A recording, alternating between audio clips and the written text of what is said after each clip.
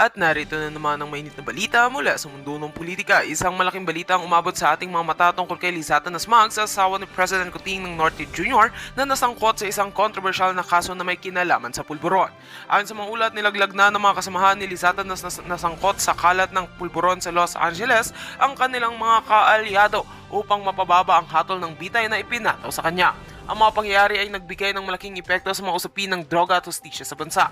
Ayon sa mga otoridad sa Los Angeles, isang sindikatong may kinalaman sa kalakalan ng pulburon ang nadismantle matapos ang mga pagbubunyag ng ilang mga kasamahan ni Liza Tanas. Ang mga testigo sa unang magtataguyod sa pagtutok sa kaso ni Marcos ay nagdesisyon na magsalita at magbigay ng mga impormasyon ukol sa mga operasyon ng sindikato, kung saan itinuro nila ilang mga kilalang tao na sangkot dito. Ang mga impormasyon na kanilang ibinahagi ay nagbigay daan para sa pagbawas ng parusang bitay kay Liza Tanasmag. Ang desisyon na itakwil at isalaysay ang mga detalye ng sindikato ay isang hakbang patungo sa pagpapagaan ng hatol kay Liza Tanas. May mga nagbigay din ng testimonya na nagsasabing si Marcos ay hindi isang pangunahing membro ng sindikato at hindi siya direktang involved sa pagpapakalat ng pulburon. Ang mga pahayag na ito ay nagsilbing katibayan na ang mga kasamahan ni Marcos ang talagang nagpabigat sa kanyang kaso. Sa ngayon, ang mga otoridad ay patuloy na nagsasagawa ng mga investigasyon ukol sa lawak ng sindikatong ito at kung paano nila ginagamit ang mga kasamahan ni Marcos sa kanilang mga operasyon. Bagamat patuloy ang paglilitis, umaasa ang pamilya at taga-suporta ni Liza Tanas na ang mga bagong pahayag at ebidensya ay magre-resulta sa isang mas magaan na hatol para sa kanya. Ang buong bansa ay nagmamasid sa magiging kinalalabasan ng kasong ito na nagbigay daan ng pag-asa sa mga pamilya na naharap sa parehong sitwasyon. At yan nga, mabalit ang ating pagkakatutukan, at kung bago ka pa lamang sa aking channel ay huwag kakalimutang mag-like, share and subscribe para updated ka sa aming mga bagong balita dito sa Tatak Pinas.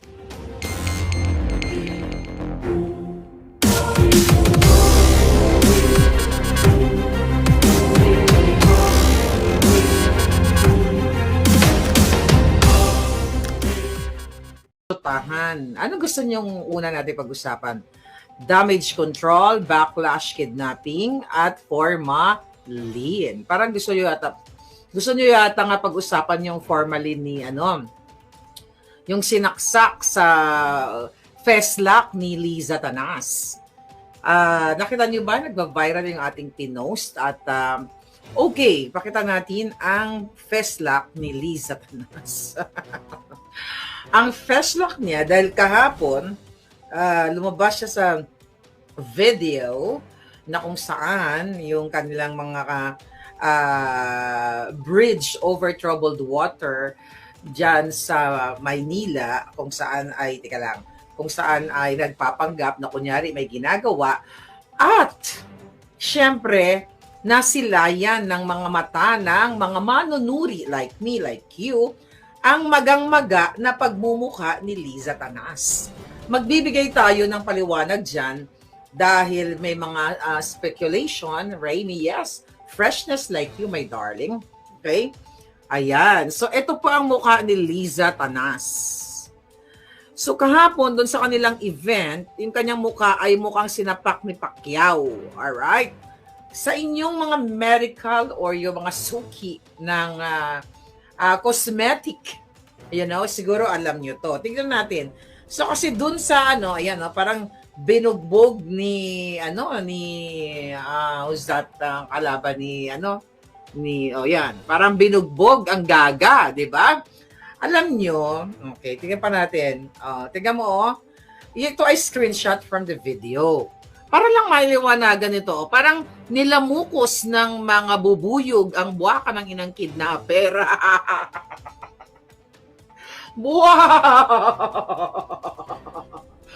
Kapangit ng buwaka. Well, nget pa na talaga yun ng putang inang buwaka ng Jeremes. Hoy, Liza Tanas, epektibo talaga ang bubus ka namin sa'yo na ikaw ay butod, mudlo na very New York. From the Pusali sa New York. Okay. Bakit wala ako nababasang comment? Kailangan ko ng comment na bonggang-bongga. Sabi ni Ma'am Parvina Parvina, si Zorlan dyan. At Hi, Mary Lou.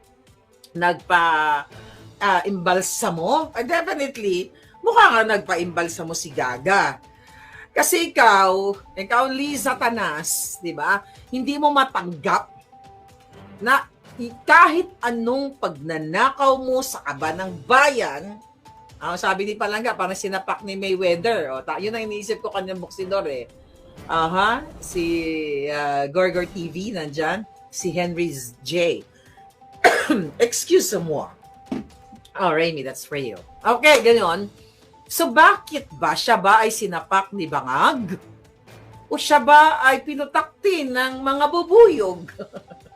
Pinutaktin ng mga bubuyog ang Gaga. Tapos naka-sunglass pa, tapos naka-cover up ang Gaga, nakaganon. Ang pinakamalinaw na kung bakit namaga yung kanyang pagmumukha ni Liza Tanas ay nagpasaksak siya ng formalin. Yun lang yung word natin. Formalin, di ba? Kasi parang nakikita natin na nagbabarkada siya sa mga nagre-retoke dyan sa Pilipinas. Okay? Ako, wala akong, dyan sa mga nagre-retoke na mga palangga ko, that's not my business. Alright? Kung yan ay feeling ninyo, may pera kayo na baguhin ang inyong mga mukha, then go for it. Hindi ko naman pera yan. The problem with Liza Tanas, ang pinangre-retoke niya ay pera ninyo. Nakuha niyo yung punto?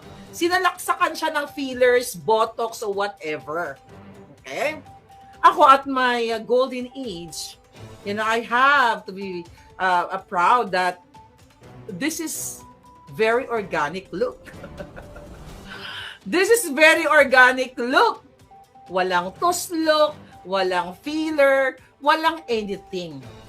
Diba? Ang sekreto lang natin para magmukha tayong bagets, you have to do good every day.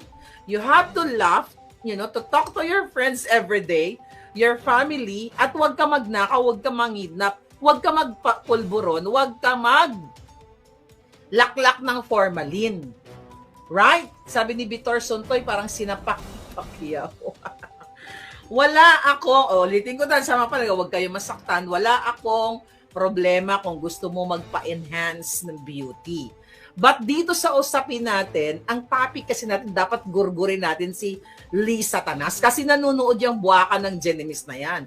Kita mo yung Very New York, di ba? Yung mga lumabas na interview dati niya na siya daw, ay cute daw sila yung isang bayaran na nag-interview sa kanya, di ba? Cute tayo, sabi niya. Tapos tayo daw, na mga nagkikriticize ay hindi tayo cute. The reason why nag-post ako ng picture na itinapat ko yung mukha ni Inday Sara at ni Liza Tanas kasi si Inday Sara daw hindi cute. Tayo mga kritiko ay hindi cute, sila ay cute. Diba? So yung butod ngayon ni Liza Tanas ay napunta na sa mukha niya. Ay, nako. So, dalawang kamukha na daw ni Janicia, sabi ni Rome J. Yung mga umuso na baliktaran ngayon, na bumabaliktad. Yan. Kaya ikaw, huwag ka magpapagawa. Kasi, kung gusto nyo magparetoke, siguraduhin nyo lang na tuloy-tuloy ang pagnanakaw nyo sa kaba ng bayan. Kasi pag this is my piece of advice. And this is my opinion in terms of cosmetics. Alright? Is cosmetic surgery or whatever. This is just me. Alright? May kanya-kanya naman tayo. Para sa akin, kung kailangan mo magpa-enhance ng a little bit, you just do it. Let's say medyo ng konti, dafalong ng konti, at if you want to look good, magpatukod ka ng konti. But mine is so natural. Diba? Very cute! Kamukha daw ni Mahal, sabi ni Rowena SJ. Yeah, ako lagi ako napagbibintangan na retokada yung ilong ko, di ba? Pero compliment yun para sa akin. Ever since nung ako ay high school, elementary, wala pa namang uso ngayon ng mga tuslo. Ngayon, putangin na, pupunta ka lang sa clinic, tangos na ilong mo, di ba?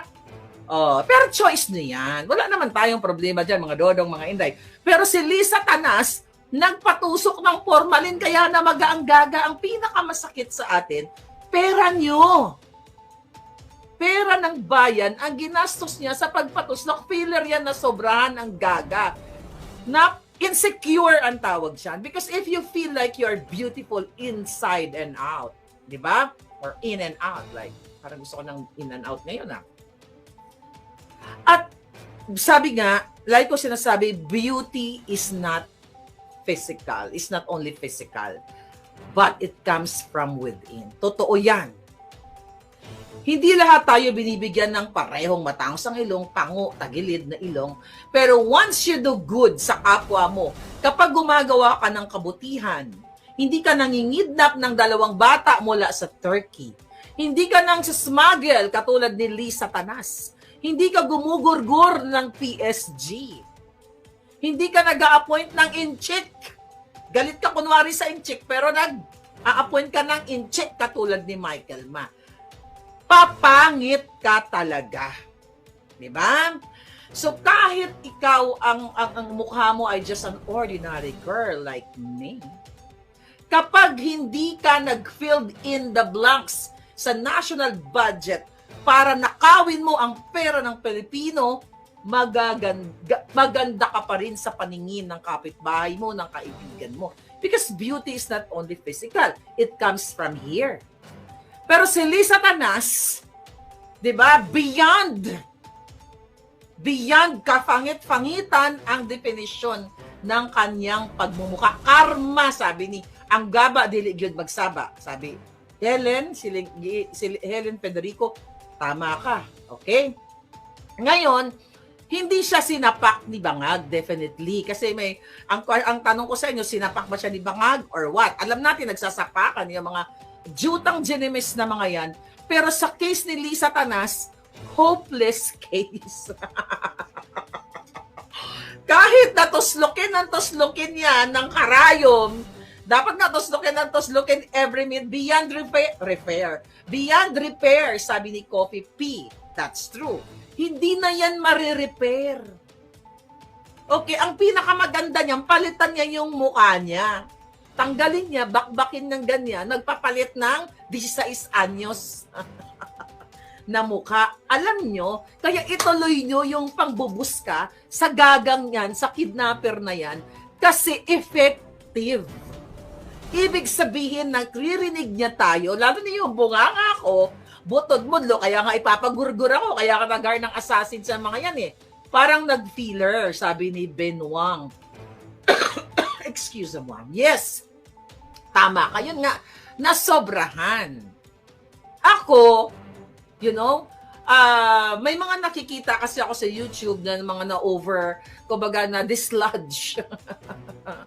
Diba? Yung pag-inject, nagkamali ng injection site or tawag dito, or nasobrahan o na-overdose, or baka naman nung siya ay tinuslok ng formalin, ay katutuslok lang like few hours ago. Kasi kailangan mo yan, ipahinga mo yung pagmumukha mo. Although, never ko na ranasan yung magpatuslok ng pampabeauty.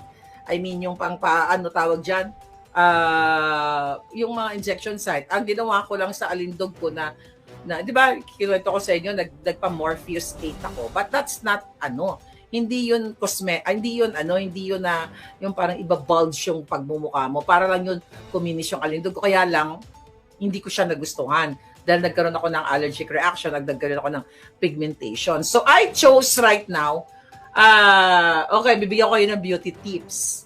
Alright? Very mura na beauty tips. And I think it's effective. Although ang dami ko mga ginagamit kasi yung kaibigan mo or minsan pumunta ka sa Sephora kung ano mga dinadampot mo, gagamitin ko lang siya ngayong araw tapos nakalimutan ko na naman.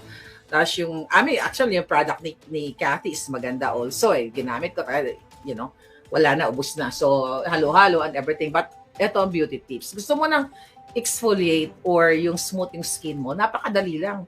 Umakyat ka sa puno ng nyog.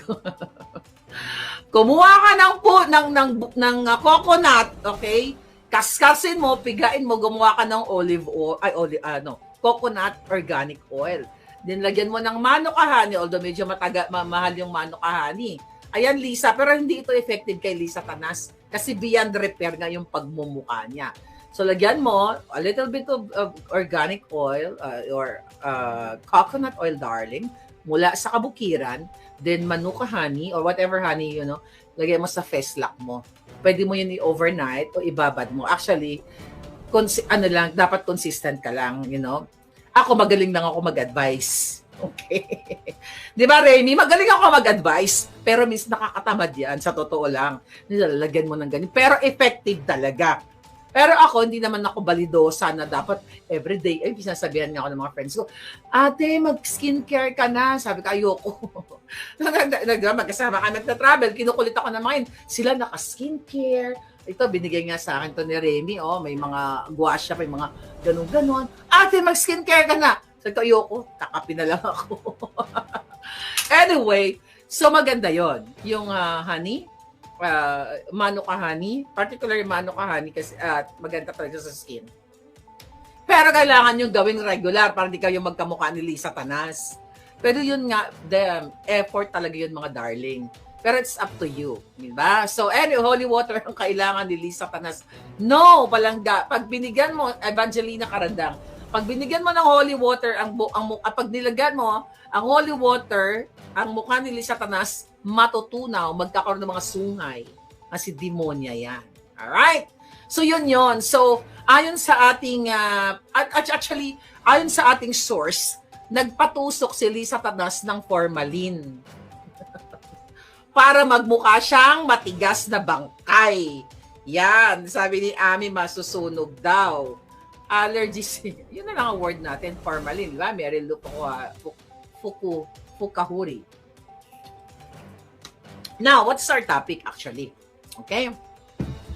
Our topic is madami. Dahil kagabi, di tayo nag-vlog, Kate. Dahil, may moment in time tayo na we just wanna have fun. Alright? So ngayon, mga hitad, okay, recently, kahapon, ay, tignan natin, ha? Andali. Okay. Bumagsak, unahin natin to. Ito yung mga cover-up ng mga demonyong bangag, damage control. So, lahat ng ginagawa ngayon sa presidential communications is damage control. Lahat damage control sa kanilang mga dinamage. Kinabukasan, kabuhayan ninyong mamamayan. So, pansinin natin, kaya kahapon natin naman ako mag-vlog actually, kasi parang paulit-ulit na lang yung ginagawa ng Presidential Communications Office dahil mayroon silang bagong attack dog dyan. Di ba, alam nyo naman na instead na as a Malacanang press officer o spokesperson, dapat nga ang ibinibigay mo, sabi ni Troll Baser, si Claire Casa mukhang lokaret. Oo nga, mukhang may saltik. Okay? Mukhang may saltik ang hangag. So yun, paulit-ulit natin sinasabi na ang trabaho ng Presidential Communications, the whole team, ay ipaliwanag sa taong bayan kung ano yung mga achievements ng kanilang amo na si Lisa Tanas at si Bangag. So ito ay sinasabi sa taong bayan kung ano yung mga plano na mga mabuti ng gobyerno ni Bangag para sa inyo. Kaya nga kagabi, sabi ko, putangin na ganun pa rin sasabihin ko, bukas na lang ako mag-vlog. Alright. Attack Duterte. Okay? Nung sinabi ni Inday na kalayaan, karapatan ng taong bayan na magbigay ng kanilang sentimiento, na ipakita ang kanilang galit sa gobyernong Bangag. Tapos ang sabi ng mga aning-aning sa presidential communications, that's inciting daw or ini-encourage. Okay? Ini-encourage ni Inday Sara na ang taong bayan ay magalit. Mga hangal. Ikaw, Claire Castro, na mahilig mag-clickbait para kumita ka sa YouTube mo. Gaga ka. Yung pagiging abogado mo sa ka ba nag-aral sa mataas na paaralan mababang paaralan ng Burak o ng Kanal. 'Di ba? Ngayon, mga hitad, teka lang.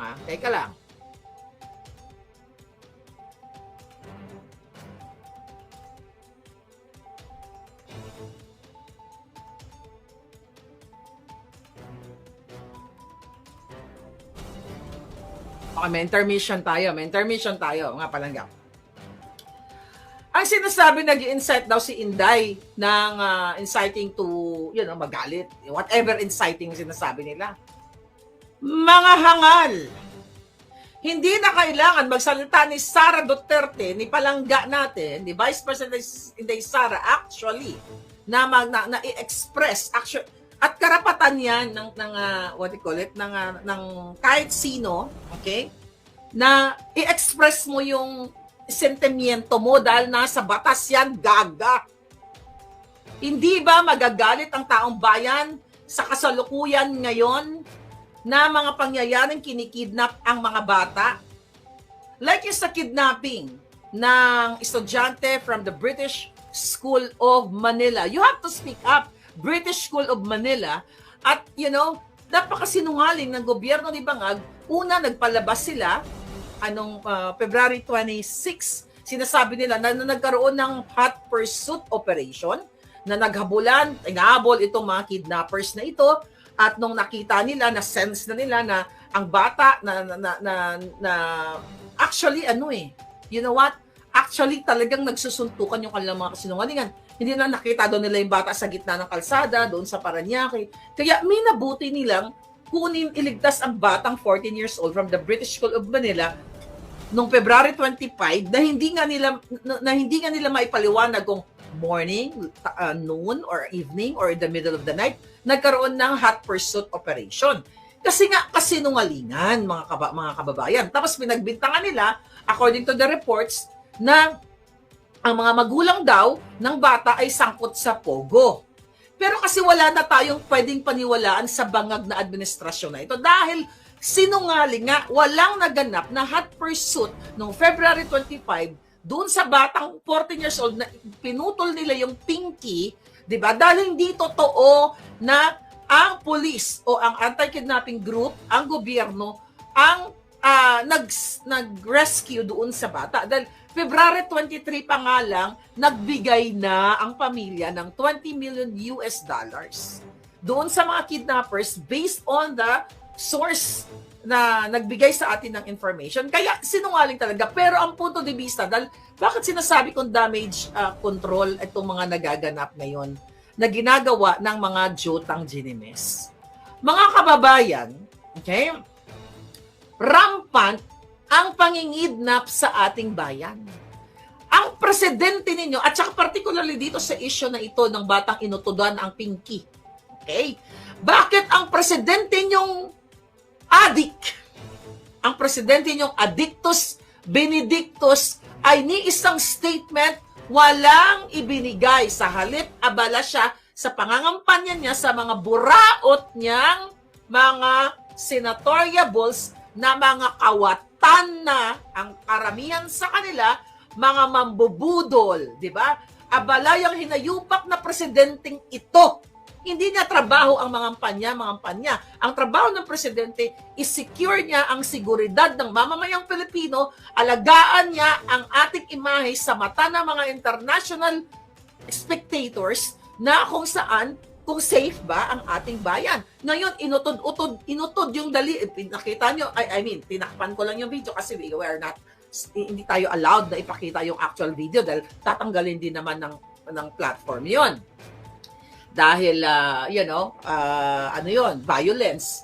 So, so ngayon, ito yung damage control ni Bangag. Nagbibingi-bingihan ang buwaka ng ina, nagpipipipihan, kunyari, okay lang ang Pilipinas, para maiwasan niya yung yung tinatawag na public scrutiny o yung paghihimay-himay, pagbabantay, pag-scrutinize sa kanyang mga sinungalingan. Di ba? Katulad nga dito sa kidnapping na ito. Bilang isang presidente o leader ka, magsasalita ka. Bakit hindi siya nagsalita? Palangga, hindi siya nagsalita kasi what? Baka sila mismo ang nagpakidnap at sila mismo ang nakinabang sa $20 million. Kasi alam naman natin na weak, Bangag, Addictus, walang political will ang hinayupak na Bangag na ito dahil nga hindi naman siya nagpapatakbo ng Pilipinas, hindi niya alam magpatakbo. Kung yung script niya nga, nagingiwi siya, nagbibingi, hindi niya masabi, nagbulol lagi.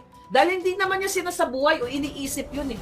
mga kababayan, hindi yan sinasaboy, iniisip yung pangyayari sa ating bayan. Bilang isang leader ka, magsasalita ka na, kayong mga kidnappers kayo, bilang na ang araw ninyo. Di ba? Yan yung sinabi niya noon na sa mga smugglers nung I think a year or 2 years ago ba niya 2023 pa yata niya sinabi yon na yung mga ano daw, mga smugglers o mga hoarders ay bilang na yung araw. Bakit hindi siya magsalta ngayon? Kayo mga kidnappers kayo, bilang na ang araw ninyo. Ibig sabihin mga palangga, maaring sila ang nangidnap kasi binrush off this napakalaking issue nito. Pinutulan ang daliri ng daliri ang bata. Then ang sabi ni John Vic Remulla, ang secretary ng DILG, ay healthy ang bata at nakakasmile pa. Kasi they want to damage control to cover up na, yung bata okay lang, happy lang. Kaya nga mga kababayan, ang presidente ninyo ay gago. Walang political will, gustong pagtakpan lahat, ayaw niyang i-focus yung problema ng bayan sa halip yung kanyang kandidatura ng kanyang mga senatoriables para manalo sila. Well, definitely magdadaya yan sa election para isakatuparan nila yung pag-impeach sa isang Vice President na binoto ng 32 million Filipinos, na binigyan ng mandato ng 32 million Filipinos. Yan ang focus niya. Tanggalin ang mga Duterte or sirain ang mga Duterte, sirain ang mga kritiko para sila ay mag-stick sa power. They don't care about you.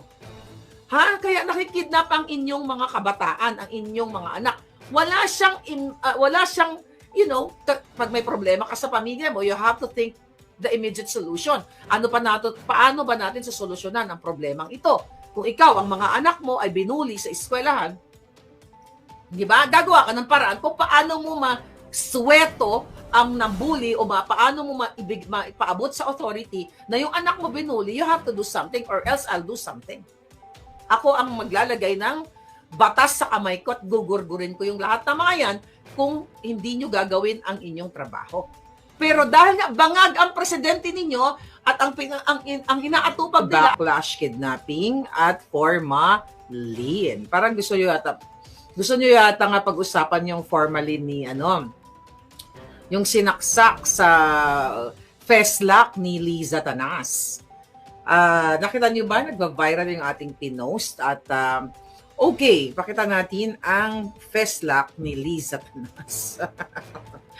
Ang FESLAC niya, dahil kahapon, lumabas siya sa video na kung saan yung kanilang mga bridge over troubled water dyan sa Maynila, kung saan ay nagpapanggap na kunyari may ginagawa at syempre nasilayan ng mga mata ng mga manunuri like me, like you, ang magang-maga na pagmumukha ni Liza Tanas.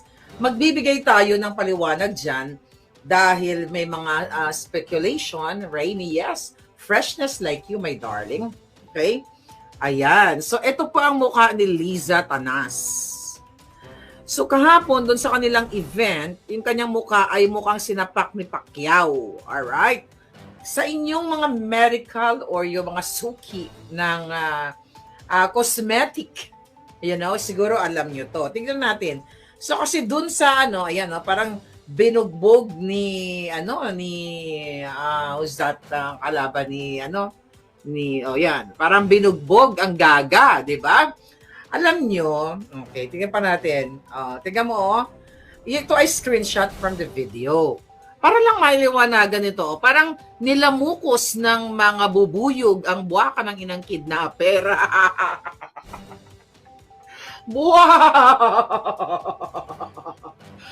Kapangit ng buwaka. Well, nget pa na talaga yun ng putang inang buwaka ng Jeremes. Hoy, Liza Tanas, epektibo talaga ang bubuska namin sa iyo na ikaw ay butod, mudlo na very New York. From the Pusali sa New York. Okay. Bakit wala ako nababasang comment? Kailangan ko ng comment na bonggang-bongga. Sabi ni Ma'am Barbina Ma'am Barbina, si Zorlan dyan. At daw ba? Hi, Mary Lou.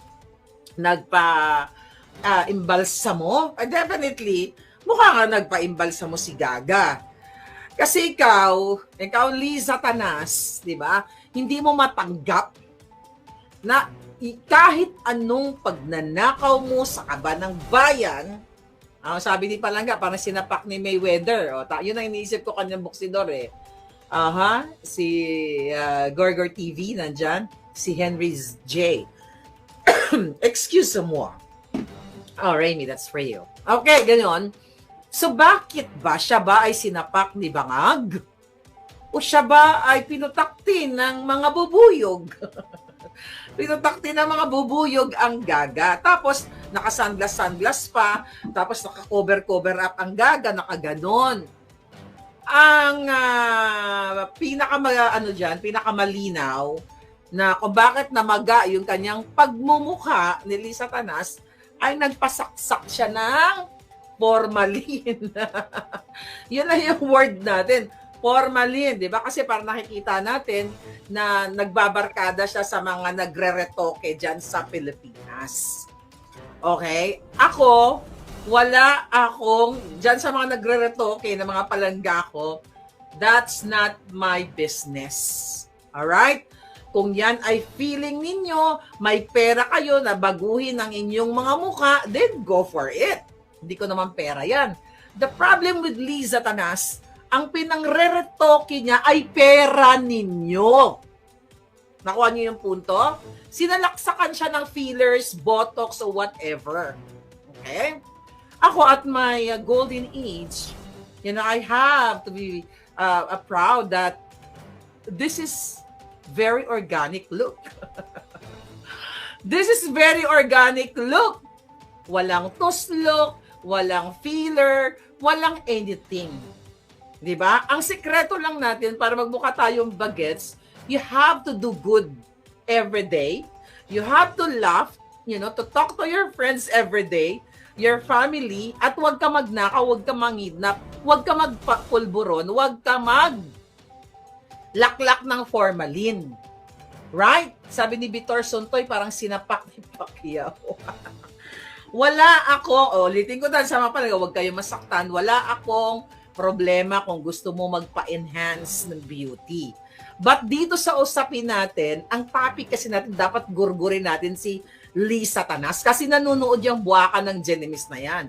Kita mo yung very New York, di ba? Yung mga lumabas na interview dati niya na siya daw ay cute daw sila ni yung isang bayaran na nag-interview sa kanya, di ba? Cute tayo, sabi niya. Tapos tayo daw na mga nagkikriticize ay hindi tayo cute.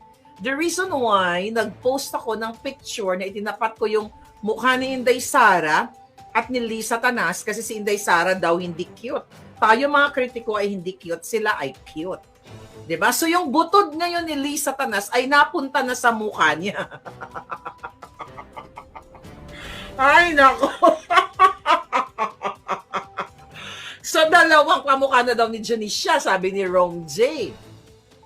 Yung mga umuso na baliktaran ngayon, na bumabaliktad. Yan. Kaya ikaw, huwag ka magpapagawa. Kasi, kung gusto nyo magparetoke, siguraduhin nyo lang na tuloy-tuloy ang pagnanakaw nyo sa kaba ng bayan. Kasi pag this is my piece of advice. And this is my opinion in terms of cosmetics. Alright? Is cosmetic surgery or whatever. This is just me. Alright? May kanya-kanya naman tayo. Para sa akin, kung kailangan mo magpa-enhance ng a little bit, you just do it.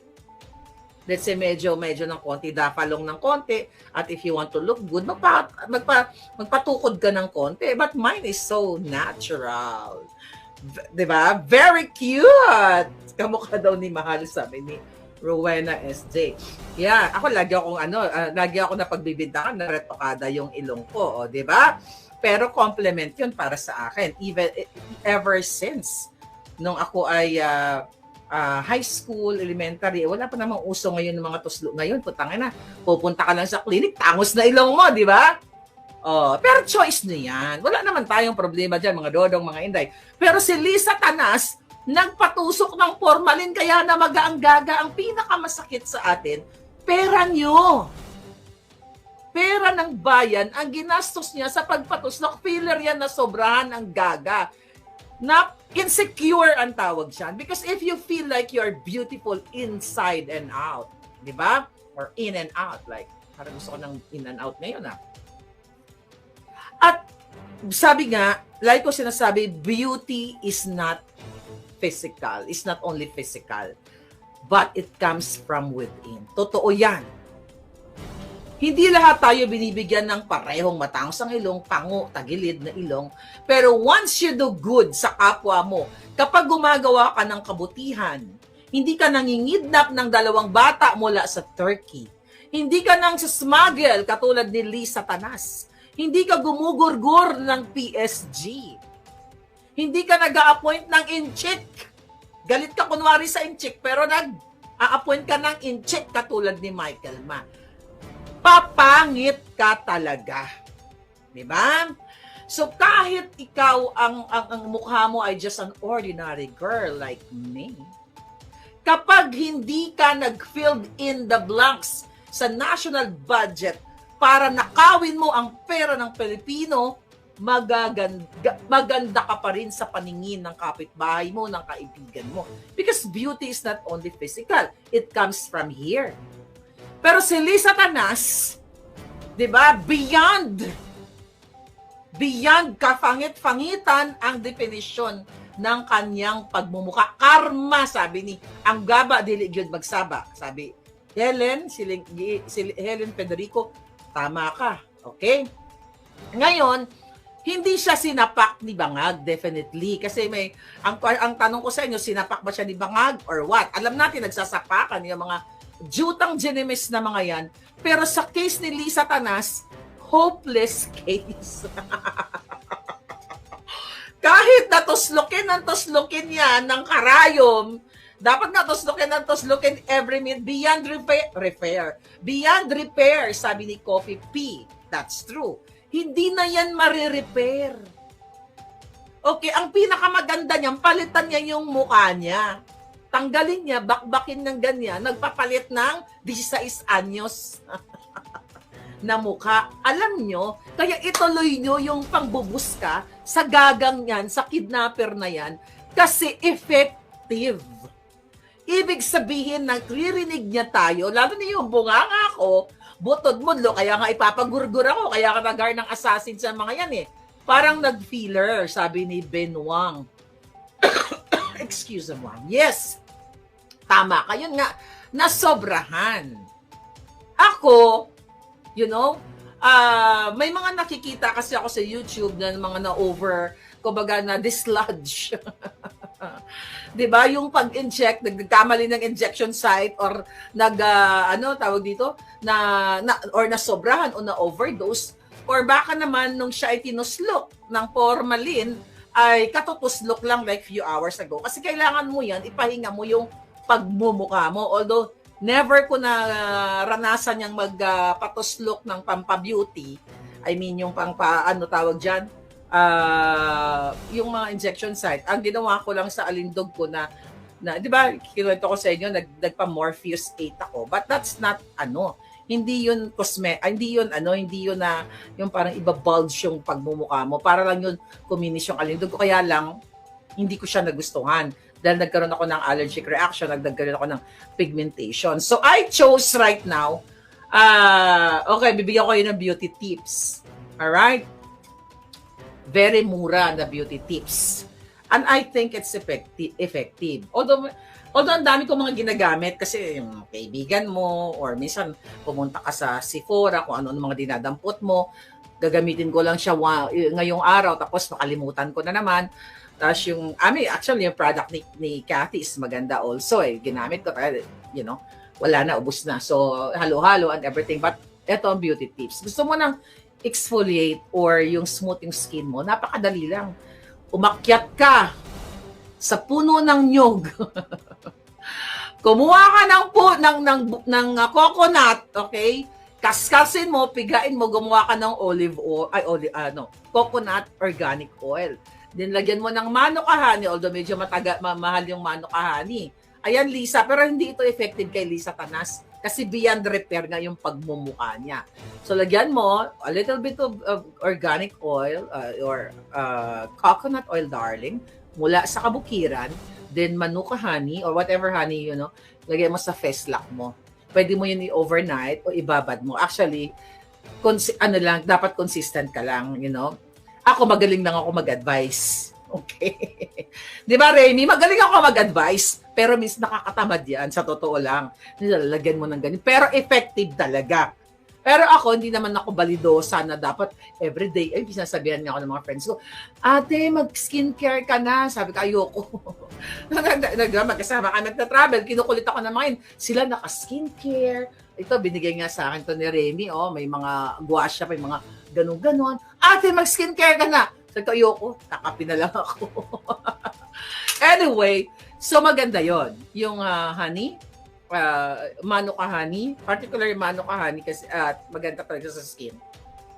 Pero kailangan yung gawing regular para hindi kayo magkamukha ni Lisa Tanas. Pero yun nga, the effort talaga yun mga darling. Pero it's up to you, di ba? So holy water ang kailangan ni Lisa Tanas. No, palangga. Pag binigyan mo, Evangelina Carandang, pag binigyan mo ng holy water, pag nilagyan mo ang holy water, ang mukha ni Lisa Tanas, matutunaw, magkakaroon ng mga sungay. Kasi demonya yan. Alright? So, yun. So, ayon sa ating, actually, ayon sa ating source, nagpatusok si Lisa Tanas ng formalin. Para magmukha siyang matigas na bangkay. Yan. Sabi ni Ami, masusunog daw. Allergies. Yun na lang ang word natin, formalin. Di ba? Meron Fukahuri. Now, what's our topic actually? Okay? Our topic is madami. Dahil kagabi, di tayo nag-vlog 8. Dahil, may moment in time tayo na we just wanna have fun. Alright? So ngayon, mga hitad, okay, recently, kahapon, ay, tignan natin, ha? Andali. Okay. Bumagsak, unahin natin to. Ito yung mga cover up ng mga demonyong bangag, damage control. So, lahat ng ginagawa ngayon sa presidential communications is damage control. Lahat damage control sa kanilang mga dinamage. Kinabukasan, kabuhayan ninyong mamamayan. So, pansinin natin, kaya kahapon natin naman ako mag-vlog actually, kasi parang paulit-ulit na lang yung ginagawa ng Presidential Communications Office dahil mayroon silang bagong attack dog dyan. Di ba, alam nyo naman na instead na as a Malacanang press officer o represent spokesperson, dapat nga ang ibinibigay mo, sabi ni Troll Baser, si Claire Castro mukhang lokaret. Oo nga, mukhang may saltik. Okay? Mukhang may saltik ang hangag. So yun, paulit-ulit natin sinasabi na ang trabaho ng Presidential Communications, the whole team, ay ipaliwanag sa taong bayan kung ano yung mga achievements ng kanilang amo na si Lisa Tanas at si Bangag. So ito ay sinasabi sa taong bayan kung ano yung mga plano na mga mabuti ng gobyerno ni Bangag para sa inyo. Kaya nga kagabi, sabi ko, putangin na ganun pa rin, sasabihin ko, bukas na lang ako mag-vlog. Alright. Attack Duterte. Okay? Nung sinabi ni Inday na kalayaan, karapatan ng taong bayan na magbigay ng kanilang sentimiento, na ipakita ang kanilang galit sa gobyernong Bangag.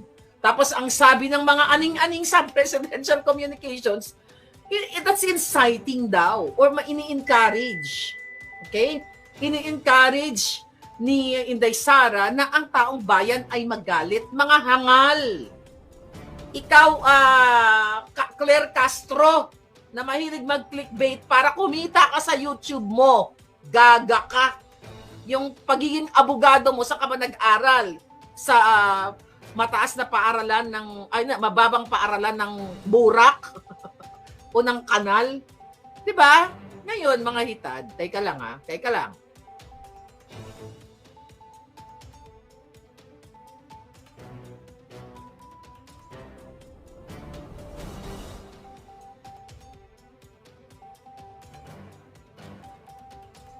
Okay, may intermission tayo.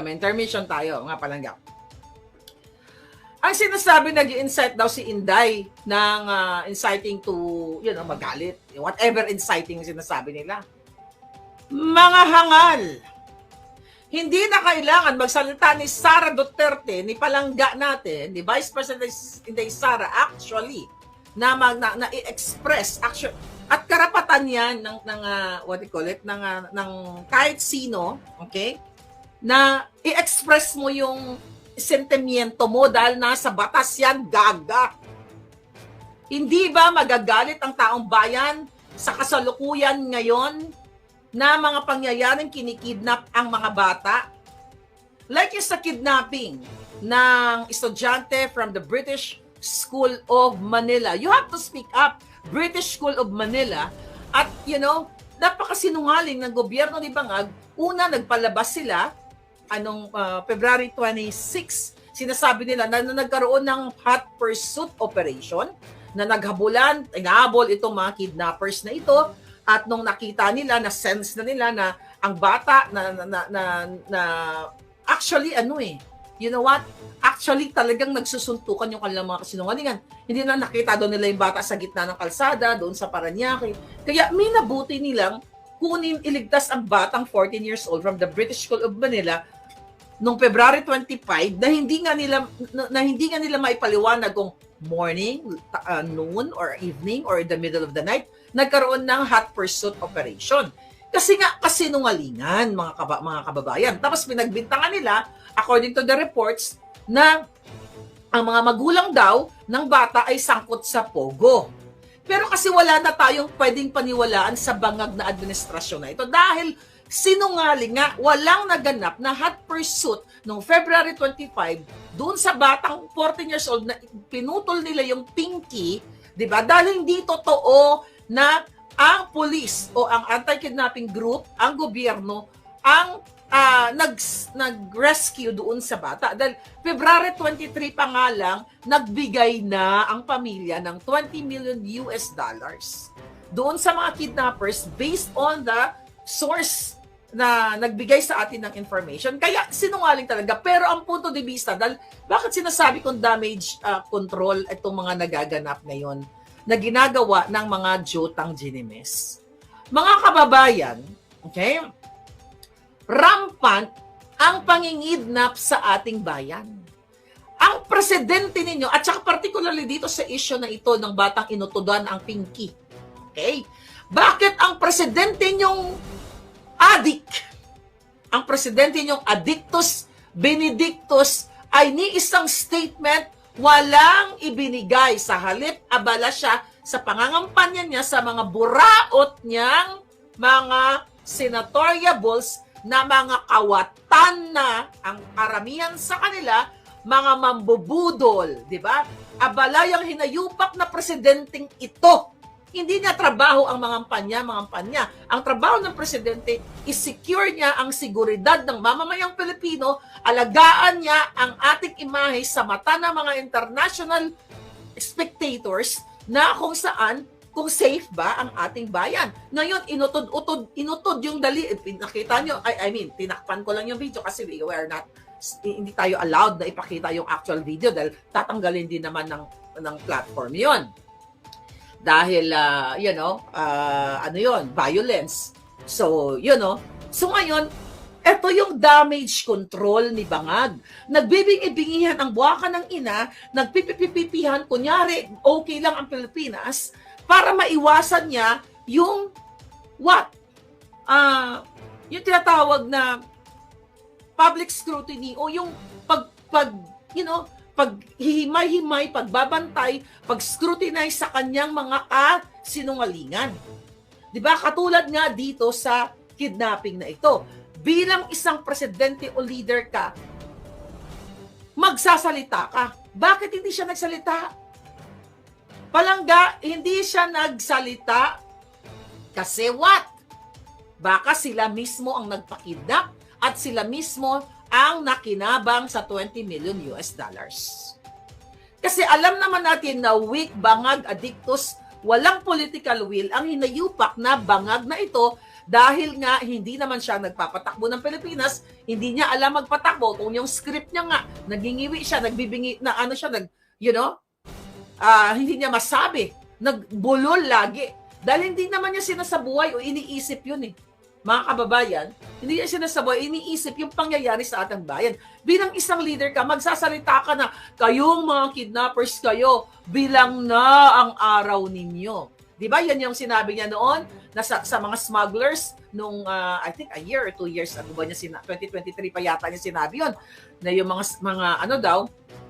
smugglers o mga hoarders ay bilang na yung araw. Bakit hindi siya magsalta ngayon? Kayong mga kidnappers kayo, bilang na ang araw ninyo. Ibig sabihin, mga palangga, maaring sila ang nangidnap kasi binrush off this napakalaking issue nito. Pinutulan ang daliri ang bata. Then, ang sabi ni John Vic Remulla, ang secretary ng DILG, ay healthy ang bata at nakakasmile pa. Kasi they want to damage control to cover up na, yung bata okay lang, happy lang. Kaya nga mga kababayan, ang presidente ninyo ay gago. Walang political will, gustong pagtakpan lahat, ayaw niyang i-focus yung problema ng bayan sa halip yang kanyang kandidatura ng kanyang mga senatoriables para manalo sila. Well, definitely magdadaya yan sa election para isakatuparan nila yung pag-impeach sa isang vice president na binoto ng 32 million Filipinos, na binigyan ng mandato ng 32 million Filipinos. Yan ang focus niya. Tanggalin ang mga Duterte or sirain ang mga Duterte, sirain ang mga kritiko para sila ay mag-stick sa power. They don't care about you. Kaya nakikidnap ang inyong mga kabataan, ang inyong mga anak. Wala siyang, pag may problema ka sa pamilya mo, you have to think the immediate solution. Paano ba natin susolusyonan ang problemang ito?